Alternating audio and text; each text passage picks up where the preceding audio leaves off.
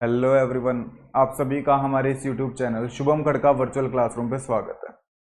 जैसा कि हमने 1 तारीख को आपको बताया था कि हम क्लास 12th की एनसीईआरटी स्टार्ट करने वाले हैं। जी हाँ, आज हमारी क्लास 12th की मैथमेटिक्स की एनसीईआरटी के ऊपर फर्स्ट क्लास है। हमने हमारे चैनल के ऊपर क्लास 11th की एनसीईआरटी स्टार्ट कर रखी है और उसका हम चैप्टर फर्स्ट कंप्लीट कर चुके हैं और चैप्टर सेकंड पे आ चुके हैं। चैप्टर फर्स्ट हमने लाइन बाय लाइन एनसीईआरटी का एक एक टॉपिक, एक एक एग्जाम्पल, एक एक क्वेश्चन करते हुए कंप्लीट किया है।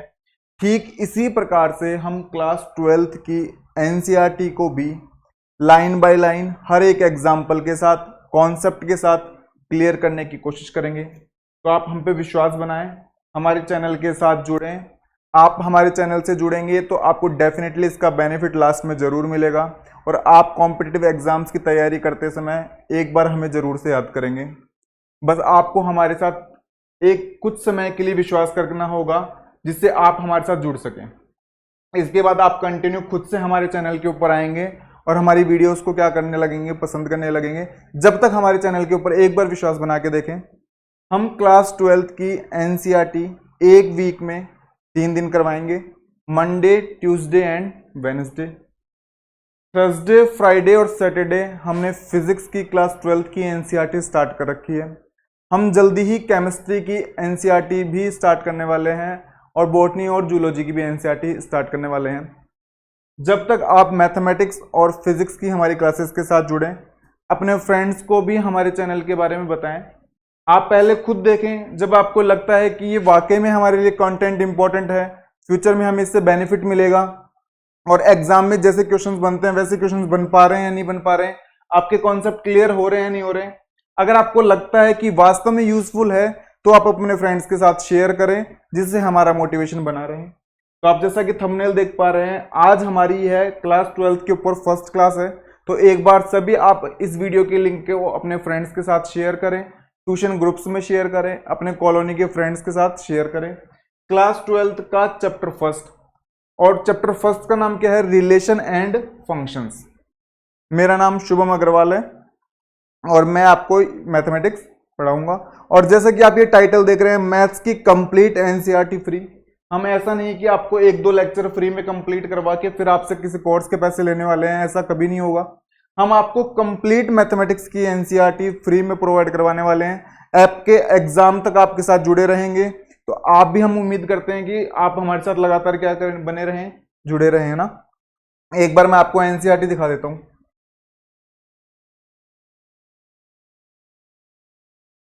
आपके पास अगर बुक है, आपके पास अगर बुक है तो एक बार आप बुक ओपन करें। अगर आपके पास मैथमेटिक्स की एनसीईआरटी की बुक है तो एक बार आप बुक ओपन करें और बुक ओपन करके देखें कि आपका चैप्टर फर्स्ट यही है क्या, रिलेशन एंड फंक्शन। क्या ये आपकी एनसीईआरटी की बुक ही है? Relation and function, chapter first कौन सा है? Relation and function. ये आपके एनसीईआरटी की बुक ही है। हम बिल्कुल इसी बुक्स के साथ पढ़ने वाले हैं। आप बुक ओपन करते हुए मैच कर सकते हैं। पहली वीडियो के अंदर, 1-2 वीडियो के अंदर आपको जब तक विश्वास नहीं होता आप देखें, हम बिल्कुल एनसीईआरटी से पढ़ने वाले हैं। उसके अंदर दिया गया हर एक एग्जाम्पल, हर एक रिमार्क को कवर करने की कोशिश करेंगे। देखो, मैं मोस्टली ये देखता हूं कि आप रेफरेंस बुक से क्या है कि ज्यादा पढ़ने की कोशिश करते हैं और एनसीईआरटी को पढ़ते ही नहीं। आपके एनसीईआरटी में इतना सफिशिएंट डेटा है कि आप आउट ऑफ 100 में से आउट ऑफ 100 मार्क्स प्राप्त कर सकते हैं। आपके एनसीईआरटी इस प्रकार से डिजाइन की गई है जिससे आपको सफिशिएंट नॉलेज मिलेगा। आप रेफरेंस बुक के चक्कर में आपकी बेसिक बुक को छोड़ देते हैं और बेसिक बुक अगर आपको समझ में नहीं आती है तो फिर आप रेफरेंस बुक का क्या ही करने वाले हैं। पहले आपके लिए 11th और 12th भी इंपॉर्टेंट है, उसके बाद अगर आपके पास टाइम बचता है तो आप आगे की तैयारी करें, लेकिन पहले बेसिक बुक को आप नेग्लेक्ट ना करें, है ना। ठीक ही हम आपको रटवाने के हिसाब से ना पढ़ा के बिल्कुल आपके कॉन्सेप्ट क्लियर हों, ठीक इसी प्रकार से पढ़ाने की कोशिश करेंगे। एक सिंगल लाइन या सिंगल स्टेटमेंट भी आपको समझ में नहीं आता है तो हमारा कमेंट बॉक्स आपके लिए हमेशा ओपन है। आप हमसे कमेंट बॉक्स में पूछें, हम आपको डाउट सोल्व करने की जरूर कोशिश करेंगे। सिंगल स्टेटमेंट भी अगर आपको समझ में नहीं आता है, सिंगल बच्चे को समझ में नहीं आता है तो भी आप पूछें। साथ ही हमारी सभी क्लासेस कैसी रहने वाली है? बायलिंगुअल रहने वाली है। और प्रत्येक उस स्टूडेंट के लिए इंपॉर्टेंट है जिसके क्लास 12th में एनसीईआरटी को क्या किया गया है, इंक्लूड किया गया है। साथ ही कॉम्पिटिटिव एग्जाम्स वाले स्टूडेंट भी हमारी वीडियोस को क्या कर सकते हैं, देख सकते हैं। तो स्टार्ट करते हैं, आज की हमारी है क्लास। तो आपके एनसीईआरटी की बुक यही है, क्लास 12th की एनसीईआरटी है, रिलेशन एंड फंक्शन, ये आपके एनसीईआरटी है। कंटिन्यू करते हैं ना।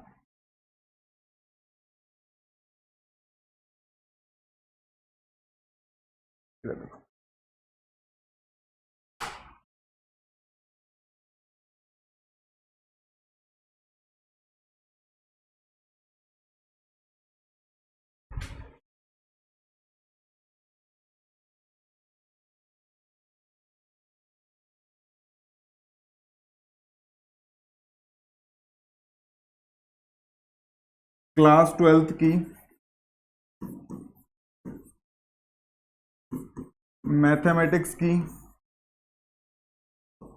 एनसीईआरटी का जो चैप्टर फर्स्ट है, उस चैप्टर का नाम है रिलेशन एंड फंक्शंस, संबंध एवं फलन। हिंदी में क्या नाम रहेगा उसका, संबंध और रिलेशन एंड फंक्शंस, संबंध और फलन। तो पहले तो आप ये डिसाइड कर लें, यानी कि ये ध्यान से रखें कि आपको फर्स्ट चैप्टर है उसका नेम है रिलेशन एंड फंक्शन। क्या आपने ये चैप्टर के नाम कहीं सुना लग रहा है, रिलेशन एंड फंक्शन? बिल्कुल। क्लास 11th का जो फर्स्ट चैप्टर है वो है सेट। क्लास 11th का जो फर्स्ट चैप्टर है सेट है। क्लास 11th का जो सेकंड चैप्टर है वो है relation and function. Relation and, class 11th के अंदर जो फर्स्ट चैप्टर है वो सेट है, और क्लास 11th के अंदर जो सेकंड चैप्टर है वो आपका कौन सा है, रिलेशन एंड फंक्शन। इसका मतलब रिलेशन और फंक्शंस के बारे में हमें बेसिक बातें पता हैं। इसका मतलब तो यही हुआ कि रिलेशन और फंक्शन के बारे में हमें बेसिक बातें पता है, क्योंकि 11th में हम पढ़ के आ चुके हैं। और अब यहां पे हम इस रिलेशन एंड फंक्शन के बारे में पढ़ने वाले हैं एडवांस चीजें, क्योंकि अगर 11th में रिलेशन और फंक्शन है तो ऐसा तो है नहीं कि वो का वो चैप्टर उठा के यहां पे डाल दिया गया होगा, ऐसा तो नहीं है ना। मतलब उसमें कुछ बेसिक बातें बताई गई होंगी और इसमें कुछ एडवांस बताया गया होगा, ऐसा बिल्कुल है। तो इसका मतलब ये है कि बेसिक अगर हम वहां पे पढ़ चुके हैं तो यहां पे एडवांस पढ़ने वाले हैं, तो इसका मतलब हम इस बेसिक को स्किप कर दें क्या? बिल्कुल नहीं। भले ही किसी स्टूडेंट ने क्लास 11th को अच्छे से पढ़ा है या फिर अच्छे से नहीं पढ़ा है, हम हमारे चैनल के ऊपर, हम हमारी क्लासेस के अंदर बिल्कुल जीरो से स्टार्ट करेंगे, बिल्कुल जीरो से। हर एक उस बच्चे को ध्यान में रख के यहां पे पढ़ाया जाएगा जो लास्ट तक हमारी वीडियो देख रहा है। किसी ने 11th अच्छे से नहीं पढ़ी, किसी ने 11th किसी कारणवश अच्छे से नहीं पढ़ी, किसी को वहां पे समझ नहीं आया, किसी कोई पढ़ने के बाद भूल गया, वेकेशंस में भूल भी गए जाते हैं बच्चे। हम कंप्यूटर रोबोट तो है नहीं, ह्यूमन बीइंग है, तो ह्यूमन बीइंग तो भूलेगा चीजों को। हम बिल्कुल जीरो से स्टार्ट करने वाले हैं। हम पहले क्लास 11th का रिलेशन और फंक्शन के बारे में समझेंगे, उसकी बेसिक बातें समझेंगे, और फिर वहां से क्या करने वाले हैं, स्टार्ट करने वाले हैं। आप 5-6 क्लासों तक हमारे साथ जुड़े। 5-6 क्लास बाद मैं आपको विश्वास दिलाता हूं कि 7 नंबर की क्लास में आप खुद से चल के आएंगे हमारे चैनल के ऊपर। आपको खुद को लगने लगेगा कि यहां पे कुछ अलग है, आपके कॉन्सेप्ट क्या हो रहे हैं, बिल्ड हो रहे हैं, आपको चीजों को यहां पे रटवाए नहीं जा रहे हैं। लेकिन शुरू में आपको एक बार हमारे ऊपर विश्वास करना होगा। अब कंटिन्यू करते हैं, आगे कंटिन्यू करें।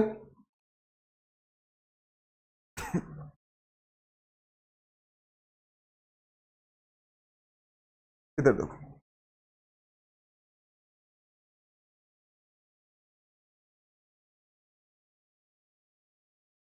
सबसे पहले बात आती है इंट्रोडक्शन की, यानी कि ये रिलेशन और फंक्शन के बारे में हमें कुछ बेसिक इंट्रोडक्शन देने वाला है। ये आपके एनसीईआरटी की लाइन ही है, आप मैच करके देखें ये आपके एनसीईआरटी में ऐसा कैसा लिखा हुआ है।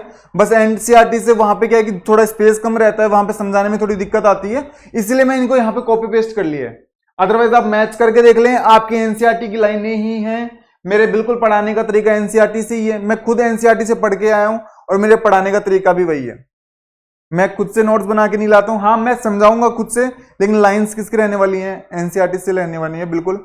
और मेरे पढ़ाने के तरीके से आपको कुछ समय बाद ऐसा लगेगा कि आप खुद से भी बुक को उठा के पढ़ सकेंगे। अब इधर देखो ये क्या कहना चाहता है, recall that the notion of relation, function, domain, codomain and range किस किस की बात कर रहा है? ये बात कर रहा है रिलेशन की, ये बात कर रहा है फंक्शन की। सबको ये कलर पेन का सही दिखाई, प्रॉपर दिखाई दे रहा है ना पेन का कलर? रिलेशन की, फंक्शन की, डोमेन की, कोडोमेन की और रेंज की, इन टॉपिक्स की बात कर रहा है। Have been introduced in class 11th। वो ऐसे कहना चाहता है कि ये सारी चीजें रिलेशन, फंक्शन, डोमेन, कोडोमेन और रेंज ये क्लास 11th के अंदर इंट्रोड्यूस की जा चुकी हैं, along with different type of specific real valued function and their graphs. इसके साथ ही आपको कुछ स्पेशल फंक्शन के बारे में भी क्लास 11th में पढ़ाया जा चुका है। यानी कि क्लास 11th की एनसीईआरटी के चैप्टर फर्स्ट का जो इंट्रोडक्शन है वो ये कहना चाहता है कि आप रिलेशन, फंक्शन, डोमेन, कोडोमेन और रेंज इन सब के बारे में थोड़ा बहुत क्लास 11th के अंदर पढ़ चुके हैं। साथ ही कुछ स्पेशल फंक्शंस होते हैं जिनको रियल वैल्यूड फंक्शन कहते हैं, इनके बारे में आप देख चुके हैं और उनके ग्राफ भी क्या कर चुके हैं, आप देख चुके हैं। अब भाई देख चुके हैं तो वो तो बात आपकी ठीक है, लेकिन हम तो भूल गए। वो तो आपने सही बोल रहे हो कि हम पढ़ तो चुके हैं लेकिन हम भूल गए। तो भूल गए तो इसका मतलब कि आगे चैप्टर स्टार्ट कर देंगे? बिल्कुल नहीं। भूल गए तो उनको रिकॉल करेंगे, रिकॉल करके फिर से याद करेंगे और फिर से याद करके फिर क्लास 12th स्टार्ट करेंगे। तो इसका मतलब मुझे बेसिक इनके बारे में क्या करना होगा, समझना होगा। तो एक बार बेसिक इनके बारे में समझते हैं। ये देखो, अब इधर देखो सामने,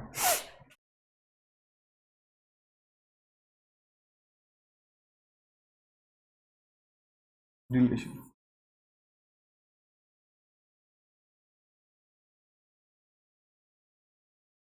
पहले तो मुझे ये बताओ कि ये डेफिनेशन किसको आती है सेट की, जिसको हिंदी में समुच्चय कहा जाता है।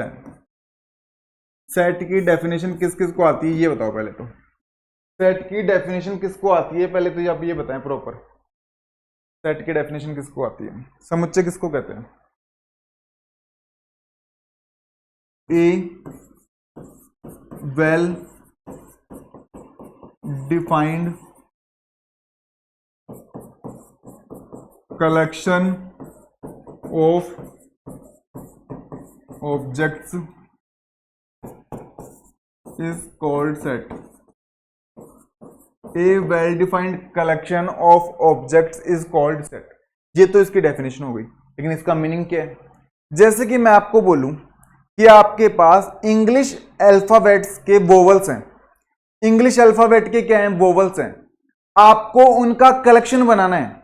तो इंग्लिश अल्फाबेट के अंदर कितने वोवल्स होते हैं? 5। कौन कौन से? ए, ई, आई, ओ, यू। इनको कलेक्ट करना है, इनका क्या बनाना है? कलेक्शन। अब बात आती है कि कलेक्शन किसके अंदर बनाए? इनको कलेक्ट किधर करें? किसी बकेट में कलेक्ट करें, किसी बैग में कलेक्ट करें? बोलते हैं नहीं, इनको करली ब्रैकेट के अंदर कलेक्ट करो। मैंने कहा ये लो, करली ब्रैकेट के अंदर कलेक्ट कर देते हैं। ए, ई, आई, ओ, यू। ये हमारा बन गया सेट। ये हमारा क्या बन गया? देख लो, कलेक्शन ऑफ ऑब्जेक्ट्स। ऑब्जेक्ट्स को कलेक्ट करना है, वही क्या कहलाता है? सेट कहलाता है। अब बात आती है वेल डिफाइंड टर्म क्या है? मैंने कहा कि वेल डिफाइंड टर्म से मतलब ये है कि इसके अंदर स्मॉल बी जाएगा नहीं जाएगा इस कलेक्शन के अंदर? B does not belong in the set A because B is not a vowel. X does not belong in the set A because X is not a vowel. A belongs to set A. देखो A इसके अंदर जा रहा है, तो किसी element के बारे में हम बता पाए कि वो एलिमेंट उस कलेक्शन में होगा या फिर वो एलिमेंट उस कलेक्शन में नहीं होगा, तो वो टर्म क्या कहलाती है? वेल डिफाइंड कहलाती है। समझ पा रहे हो? एक और एग्जांपल से समझते हैं। मैं आपको बोलूं, आपको इंडिया की रिवर्स का कलेक्शन बनाना है। इंडिया की रिवर्स का क्या बनाना है? कलेक्शन। तो इंडिया की रिवर्स में कौन कौन सी जाएंगी? गंगा, ब्रह्मपुत्र, यमुना, कृष्णा, कावेरी, लूणी, गोदावरी, ये सब रिवर किस में चली जाएंगी? उस कलेक्शन में। क्या उस कलेक्शन के अंदर नील रिवर जाएगी क्या? नहीं जाएगी, क्योंकि नील तो अफ्रीका की रिवर है। तो जो हमारा कलेक्शन बनेगा वो कलेक्शन कैसा बनेगा? वेल डिफाइंड बनेगा। हमारा कलेक्शन कैसा बनने वाला है? वेल डिफाइंड बनने वाला है।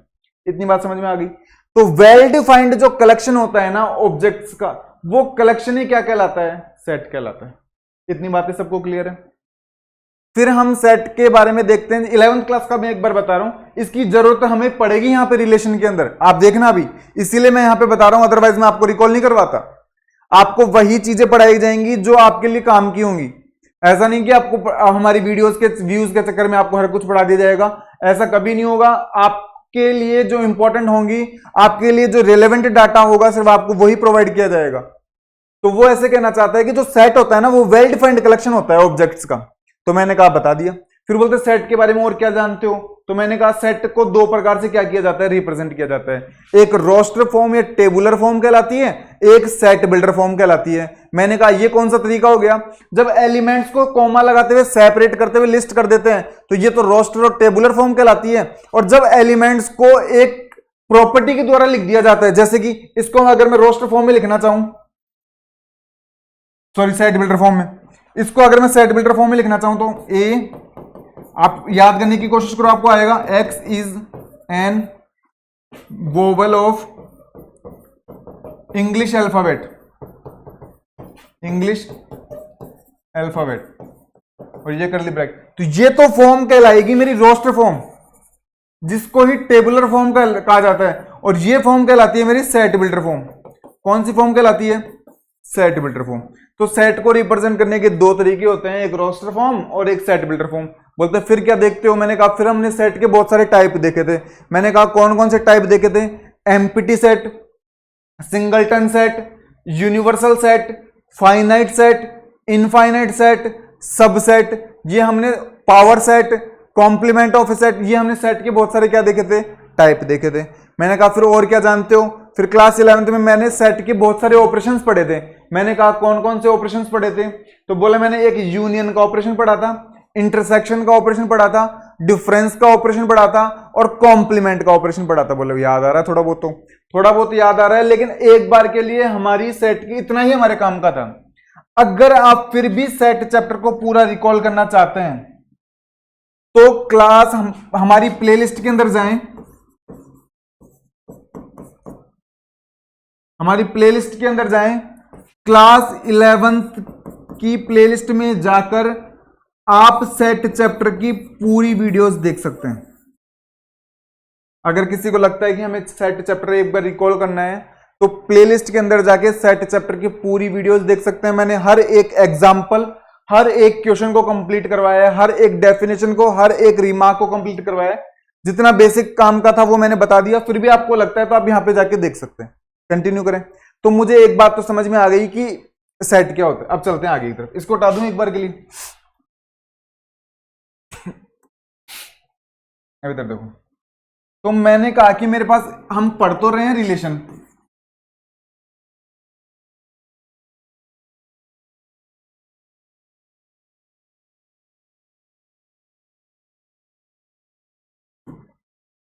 तो रिलेशन के अंदर मेरे पास एक सेट है ये, मान लो, कोई जरूरी थोड़ी ना मैं वोवल्स का सेट बनाऊं, मैं कोई भी सेट बना सकता हूं। तो मैंने एक सेट के अंदर मान लो एक बार के लिए 3 एलिमेंट ले लिए। कितने एलिमेंट ले लिए? 3 एलिमेंट्स ले लिए, एक सेट बना लिया। मेरे पास एक और कोई सेट है, उस सेट को मैंने एक बार के लिए बी नाम दे दिया। क्या नाम दे दिया? और उसके अंदर मैंने एक बार के एलिमेंट ले लिए ई एंड एफ। कितने एलिमेंट ले लिए? 2 एलिमेंट ले लिए। एक सेट मैंने ए लिया, उसमें ए बी सी 3 एलिमेंट लिए। दूसरा सेट मैंने बी लिया, उसमें 2 एलिमेंट लिए ई एंड एफ। इतनी कहानी सबको समझ में आती है? मैं आपको ये डेफिनेशन समझाने के लिए ऐसा कर रहा हूं, है ना। अब आपने एक चीज पढ़ी है कि याद करने की कोशिश करो।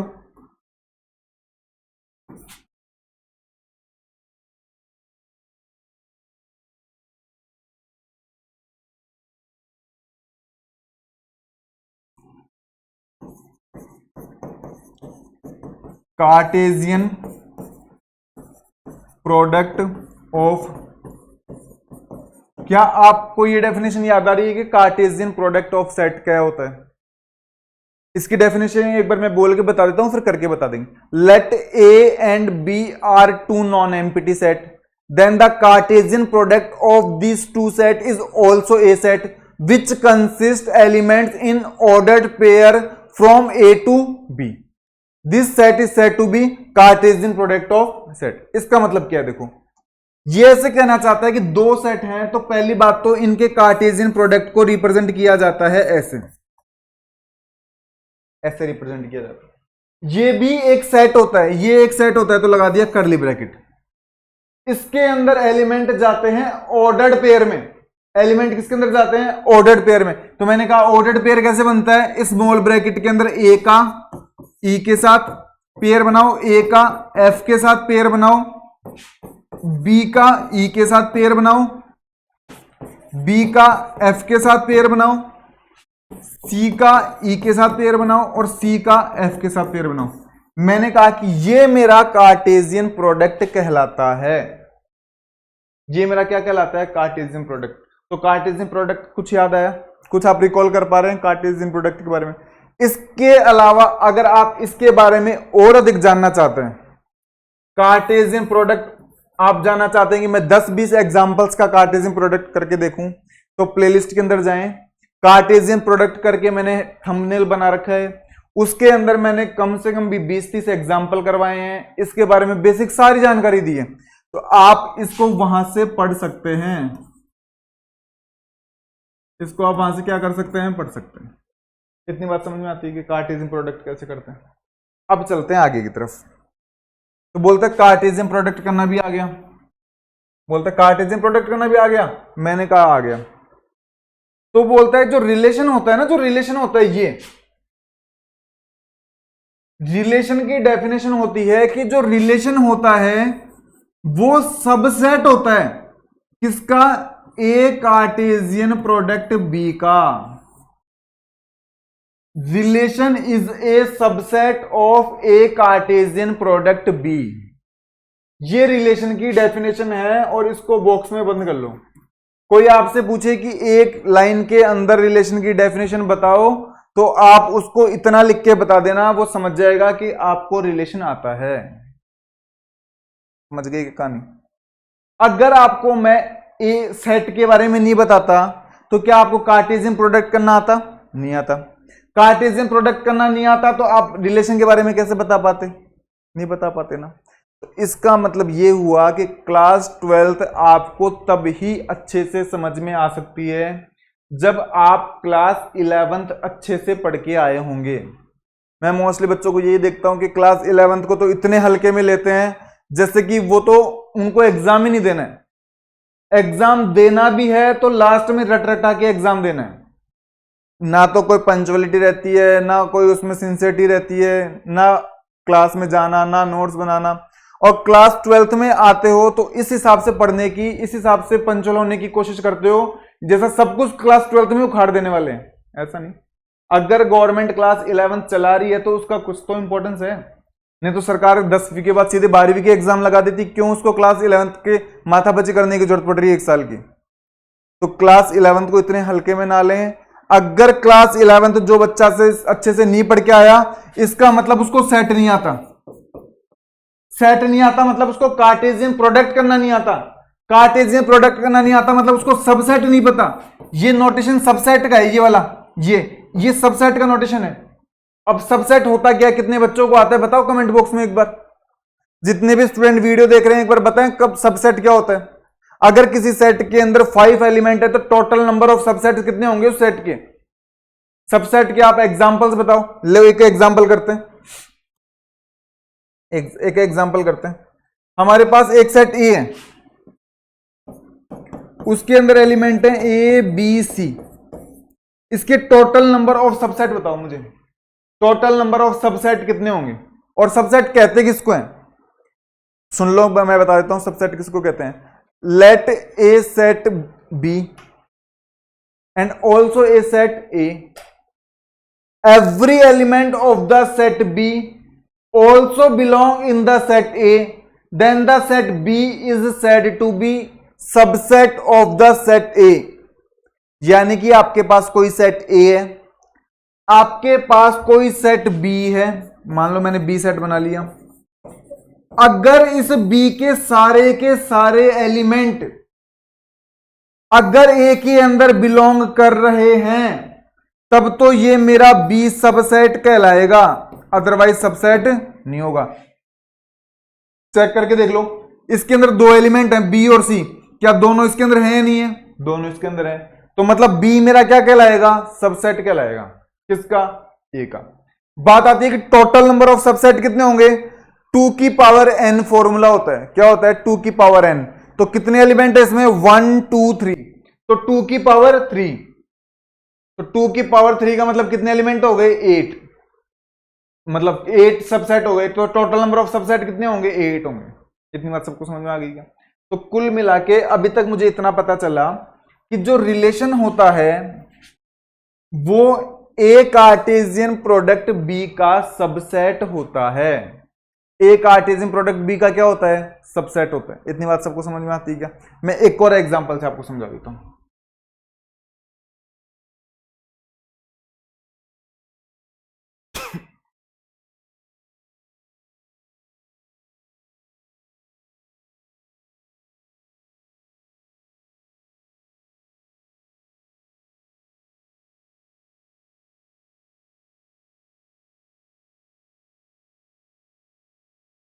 मान लो मेरे पास कोई सेट ए है, उसके अंदर 1 और 2 एलिमेंट है, 1 और 2 एलिमेंट है। मेरे पास कोई दूसरा सेट बी है, उसके अंदर एलिमेंट हैं 2 3 और 4, 2 3 और 4। मेरे पास एक सेट ए है जिसमें 1 और 2 एलिमेंट है, मेरे पास कोई दूसरा सेट बी है जिसमें 2 3 और 4 एलिमेंट है। यहां तक क्लियर है? तो पहले तो इनका कार्टेशियन प्रोडक्ट करते हैं, क्योंकि जब तक कार्टेशियन प्रोडक्ट नहीं करेंगे रिलेशन के बारे में कुछ बता ही नहीं सकते, क्योंकि रिलेशन सबसेट होता है ए कार्टेशियन प्रोडक्ट बी का। तो मैंने कहा कार्टेशियन प्रोडक्ट कर दो, तो बोलता कार्टेशियन प्रोडक्ट करना, तो थोड़ा थोड़ा याद आया। मैंने कहा कोई दिक्कत नहीं है, पूरा याद आ जाएगा। ए कार्टेशियन प्रोडक्ट बी एक सेट होता है जिसके अंदर एलिमेंट जाते हैं ऑर्डर्ड पेयर के। पहले सेट ए आ रहा है तो पहले एलिमेंट भी ए का लेना होगा, ए का लेना होगा, मतलब 1 का पेयर बनाओगे किसके साथ? 2 के साथ, और 1 का पेयर बनाओगे किसके साथ? 3 के साथ, 1 का पेयर बनाओगे 4 के साथ, अब 2 का पेयर बनाओगे 2 के साथ, 2 का पेयर बनाओगे 3 के साथ, 2 का पेयर बनाओगे 4 के साथ, और ये कर्ली ब्रैकेट हो गए बंद। मैंने कहा कि ये तो आपने एक कार्टेशियन प्रोडक्ट भी निकाल दिया। अब एक मेरे को रिलेशन बना के बताओ। तो मैंने कहा कि रिलेशन एक सबसेट होता है इसका, ए कार्टेशियन प्रोडक्ट बी का सबसेट होता है। मैंने कहा बिल्कुल। वैसे देखा जाए तो इसके टोटल नंबर ऑफ सबसेट कितने बनेंगे? चेक करते हैं। 1 2 3 4 5 6, इसमें टोटल एलिमेंट कितने हैं? 6। तो टोटल नंबर ऑफ सबसेट की डेफिनेशन फॉर्मूला क्या होता है? Total number of subset, total number of subset का फॉर्मूला होता है 2 की पावर n। तो इसके कितने बनेंगे? 2 की पावर 6, यानी कि 2 इंटू 2 इंटू 2 इंटू 2 इंटू 2 3 6, 2 2 जा 4, 4 2 जा 8, 8 2 जा 16, 16 2 जा 32, 32 2 जा, मतलब इसके टोटल सबसेट बनने वाले हैं कितने? 64। हम 11th क्लास के अंदर इतने एक नोट पढ़ते हैं, जितने सबसेट होते हैं उतने ही रिलेशन होते हैं, क्योंकि मैं बोल रहा हूं कि रिलेशन एक सबसेट होता है किसका? एक कार्टेशियन प्रोडक्ट बी का। एक बार को पानी पी लेते हैं एक बार ना, आप भी पानी नहीं पीने।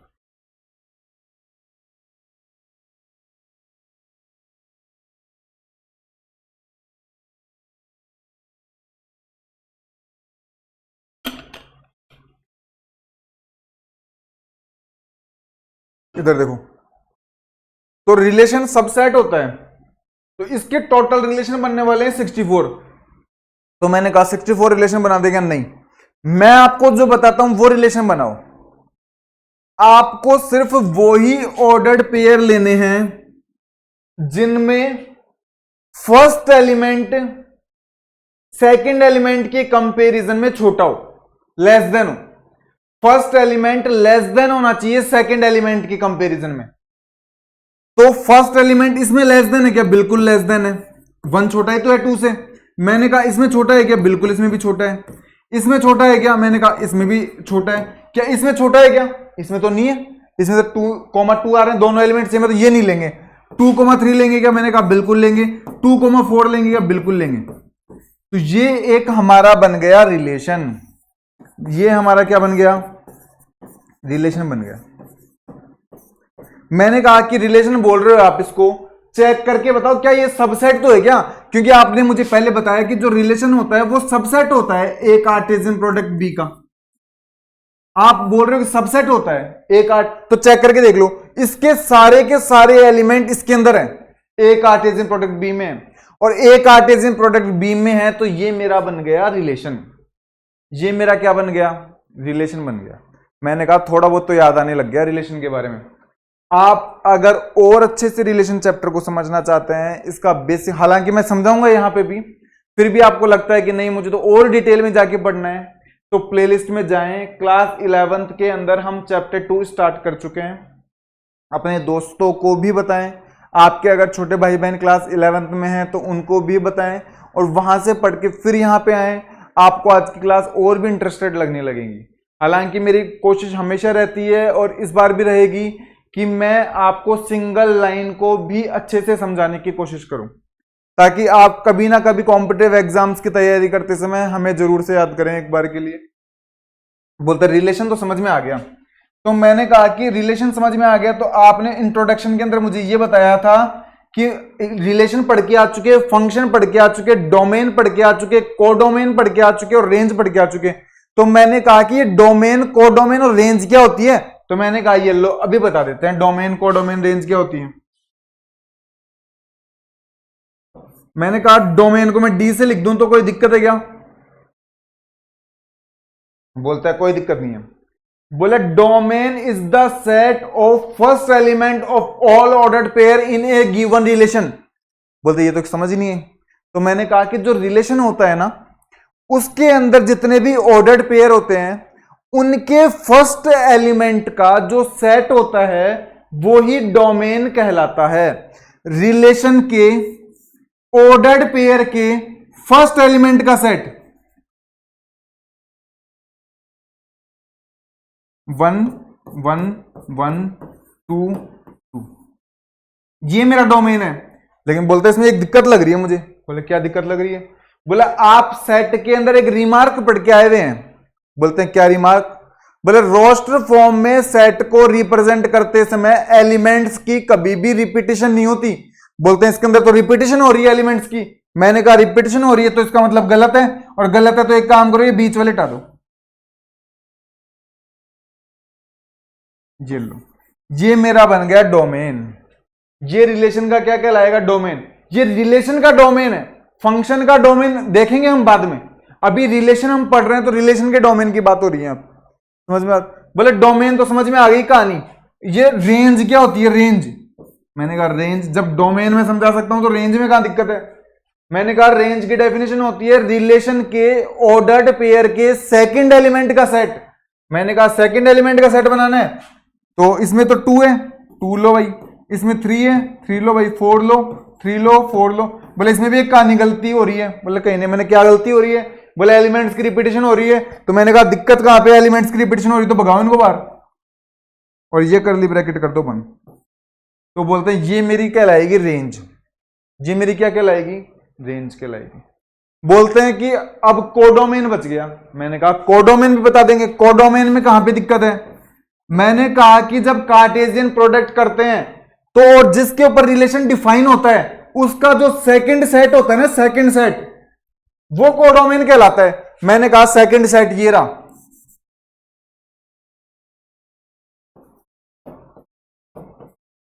तो ये मेरा क्या कहलाएगा? कोडोमेन। ये मेरा क्या कहलाएगा? कोडोमेन। ये मेरा क्या कहलाएगा? कोडोमेन। तो इसका मतलब क्लास 11th के अंदर जितना भी थोड़ा बहुत दिया हुआ था उतना हमने थोड़ा बहुत समझने की कोशिश की है। रिलेशन के बारे में मैंने आपको बताया। रिलेशन समझाने से पहले मैंने आपको थोड़ा बहुत सेट बताया। सेट बताने के बाद आपको कार्टेशियन प्रोडक्ट बताया। कार्टेशियन प्रोडक्ट बताने के बाद आपको रिलेशन की डेफिनेशन बताई है। उसके 2-3 एग्जाम्पल बताए हैं। उनका डोमेन कैसे फाइंड किया जाता है, उनकी रेंज कैसे फाइंड की जाती है, उनका कोडोमेन कैसे फाइंड किया जाता है। अब आपके इंट्रोडक्शन के अंदर एक सिंगल लाइन लिखी हुई है, वो मैंने नहीं बताई। बोले क्या लिखी हुई है? बोले उसके अंदर ऐसे भी लिखा हुआ है कि फंक्शन क्या होता है ये भी बताओ। तो मैंने कहा इसको जब कैसे छोड़ेंगे, जब सारी बातें कर ली तो फंक्शन को कैसे छोड़ेंगे? बोलते नहीं छोड़ेंगे। तो बोलते लेकिन इसको बाद में पढ़ेंगे, क्योंकि चैप्टर के अंदर पहले रिलेशन को कंप्लीट करेंगे, उसके बाद तो फंक्शन कहीं पे हेडिंग आएगी ना, तो फंक्शन के बारे में मैं जीरो से बताऊंगा। अभी तो रिलेशन की बात कंप्लीट कर लो, जो फंक्शन स्टार्ट करूंगा तो फंक्शन के बारे में बिल्कुल जीरो से क्या करूंगा, स्टार्ट करूंगा। अब आते हैं एक बार फिर से एनसीईआरटी के ऊपर। आप एक बार के लिए एनसीईआरटी ओपन करके देखें, आपको इंट्रोडक्शन के अंदर शुरू में ये लाइनें लिखी हुई मिलेंगी। एनसीईआरटी के अंदर जितनी भी लाइनें दी हुई हैं, मुझे लगेगा आपके लिए रेलेवेंट है, आपको बतानी चाहिए। मैं इस प्रकार से पीपीटी बना के आपको समझाऊंगा। आप चाहते हैं कि एनसीईआरटी से ही समझाएं तो एनसीईआरटी से समझा दूंगा। बस एनसीईआरटी में क्या है कि थोड़ा लिखने की वहां पे स्पेस कम पड़ जाता है और बार बार हमें बोर्ड पे आना पड़ता है, और बार बार बोर्ड पे आने पे आप लोगों को भी दिक्कत होती है और थोड़ी बहुत दिक्कत मुझे भी होती है। हालांकि मैं 11th क्लास में अभी तक बिल्कुल एनसीईआरटी से ही पढ़ा रहा हूं, लेकिन वहां पे क्या है कि थोड़ा स्पेस कम रहता है।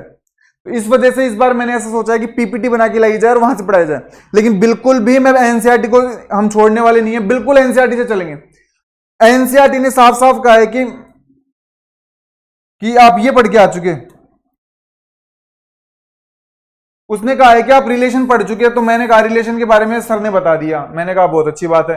डोमेन क्या होता है कि ये बता दिया, कि मैंने कहा डोमेन भी बता दिया। बोलता कोडोमेन बता दिया क्या, मैंने कहा कोडोमेन भी बता दिया। उसने कहा रेंज बता दी क्या, मैंने कहा रेंज भी बता दी। उसने कहा फंक्शन बता दिया क्या, मैंने कहा फंक्शन नहीं बताया, लेकिन फंक्शन के बारे में ये बोल दिया कि जब फंक्शन पढ़ेंगे तो आपको समझा देंगे। कहानी समझ में आ गई क्या? बोलते अब तो थोड़ी बहुत कहानी समझ में आ गई इंट्रोडक्शन की। बोलता है आगे चले क्या, आगे चलते हैं। तो इसका मतलब हमें रिलेशन के बारे में थोड़ा बहुत तो आइडिया लग गया। फिर भी यदि किसी स्टूडेंट को और क्यूरियोसिटी है कि हम सेट के बारे में जाने, सबसेट के बारे में जाने, कार्टेशियन प्रोडक्ट के बारे में और जाने, बहुत सारे हम एग्जाम्पल्स करें, तो आप प्लेलिस्ट के अंदर जाएं। क्लास 11th की प्लेलिस्ट के अंदर हमने कंप्लीट एनसीईआरटी का फर्स्ट चैप्टर करवा दिया वहां पे। अगर किसी को लगता है कि हम आपको 1-2 क्लासें फ्री देके फिर आपसे पैसे वसूलेंगे, तो ऐसा नहीं है। आप प्लेलिस्ट के अंदर जाके देखें, मैंने क्लास 11th का पूरा फर्स्ट चैप्टर 25 से 30 वीडियो के अंदर करवाया है। मैं चाहता तो वन शॉट में करवा के 1-2 वीडियो में आपको समझा सकता था, लेकिन इससे आपके कॉन्सेप्ट क्लियर नहीं होते। जैसा कि मोस्ट बच्चों को अभी तो समझने में, जब मैं बोल रहा हूं सबसेट, तो दिक्कत आ रही है, मुझे पता है आप लोगों को। अधिकतर बच्चों को यही नहीं पता चल रहा कि सबसेट होता क्या है, वो तो भूल चुके हैं। कार्टेशियन प्रोडक्ट के बारे में उनको नहीं पता। कार्टेशियन प्रोडक्ट एक सेट ही होता है, उस सेट के अंदर एलिमेंट ऑर्डर्ड पेयर के अंदर जाते हैं। ऑर्डर्ड पेयर में फर्स्ट एलिमेंट फर्स्ट सेट का होता है, सेकंड एलिमेंट सेकंड सेट का होता है। बहुत सारे बच्चे तो इस बात को लेके कंफ्यूज हैं, बहुत सारे बच्चे तो इस बात को लेके कंफ्यूज हैं कि रोस्टर फॉर्म और सेट बिल्डर फॉर्म क्या होती है। रोस्टर फॉर्म और सेट बिल्डर फॉर्म को लेके कंफ्यूज हो चुके हैं। तो फिर आप एक बार प्लेलिस्ट के अंदर जाके पढ़ के आए, और मुझे जहां जहां लगेगा नीड है वो तो मैं यहीं पे बताऊंगा। फिर भी किसी को एक्स्ट्रा जाना है तो पढ़ के आए। अब चलते हैं आगे की तरफ।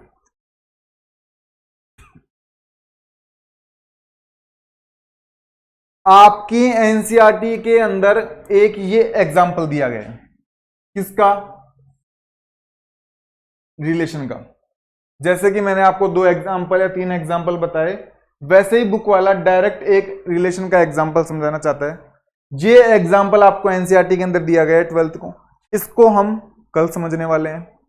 जब तक आप अपना एक बार घर पे बेसिक देखें, हमारी वीडियो को एक बार फर्स्ट से दोबारा तक देखें, आपको कुछ चीजें फिर से समझ में आएंगी, एक बार समझ में नहीं आएंगी दोबारा देखें, प्लेलिस्ट में जाके बेसिक देखें। यहां से हम कल करेंगे। आज हमारी फर्स्ट क्लास है तो थोड़ा कम ही देख लेते हैं, ठीक है। इसके साथ ही यदि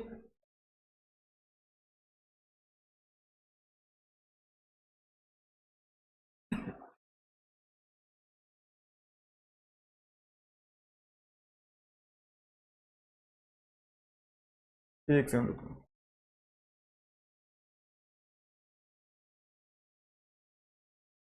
इसके साथ ही यदि आपने अभी तक हमारे चैनल को सब्सक्राइब नहीं किया है तो हमारे चैनल को सब्सक्राइब करें। आपको लगता है कि हम आपके लिए लगातार मेहनत कर रहे हैं तो हमारी वीडियोस को लाइक करें, अपने फ्रेंड्स के साथ मैक्सिमम शेयर करें जिससे हमारा मोटिवेशन बना रहे और आप लास्ट तक हमारी वीडियोस के साथ जुड़े रहें। हम जल्दी ही केमिस्ट्री, बॉटनी और जूलॉजी की क्लासेस भी स्टार्ट करने वाले हैं, बस आप लास्ट तक हमारा साथ देते रहें। हम आपको विश्वास दिलाते हैं कि हम आपके साथ एग्जाम तक बने रहेंगे। आपको किसी प्रकार का डाउट आता है तो वो भी सॉल्व करेंगे। आप हमसे कमेंट बॉक्स में अपने क्वेरीज पूछ सकते हैं, हम उनको भी बताने की क्या करेंगे, सॉल्व करने की कोशिश करेंगे। ठीक है भाई, आप सभी छोटे भाई बहनों का धन्यवाद। Thank you.